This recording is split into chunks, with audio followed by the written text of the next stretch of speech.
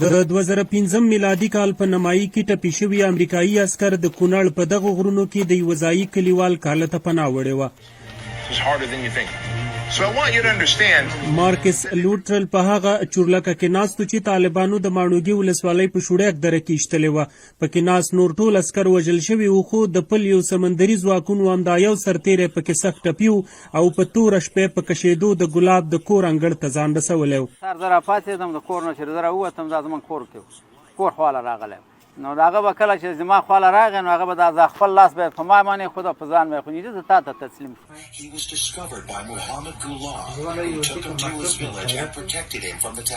ګلاب دغه امریکایي عسکر 4 ورځې په خپل کاله کې وساتو او بیا یې بارانو ځواکونو ته سپارلی و. په دغه موضوع کتاب هم ولیکل شو او په 2014 کال کې پې د لان سروایور یا یوازیني ژغورل شوي په نامه فلم هم جوړ شو. ګلاب اوس په امریکا کې ژوند کوي، خو له دغې پیښې 15 کاله وروسته همغه ډله په افغانستان واکمنه شوه چې ګلاب ترې یو امریکایي عسکر ژغورلی و. اسلامي امارت چې د 13 اګست میاشت کې یې جمهوري نظام ړنګ که. ګلاب که څه هم د طالبانو په واک ته رسېدو سره د امنیت راتلو ته خوشحاله دی، خو ګڼې نورې پریشانۍ ورلیدلې دي.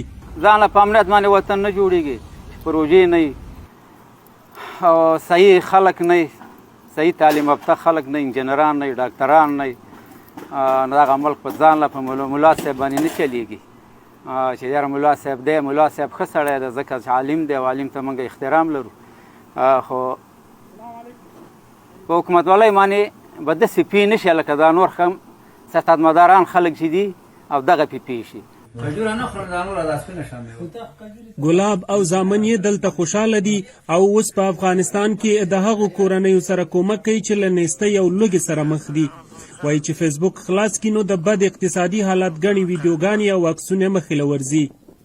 خپل کاروبار کوم خیر الحمدلله او د خپله غریبي هم کېږي او د وطن یو څو مسکینان هم چې دی که نه هغې بس کار هم کېږي موږ سره. سهار چې راپاڅم هم ته خبرېږم، ماخوستن چې شي هم ته خبرېږم.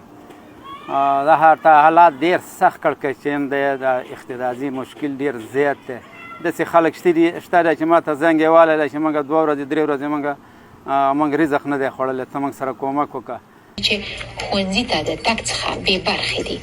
55 کلن ګلاب هیله لري چې کلماسیانې یې ښوونځیو او پوهنتونونو ته لاړې شي، د وطن بد اقتصادي حالت سم او دندې په مسلک شي، نو په تېر عمر یې په ځان د پردي وطن شپې نه دي پیرزو. سبیح الله غازي، اشنا ټلویزیون.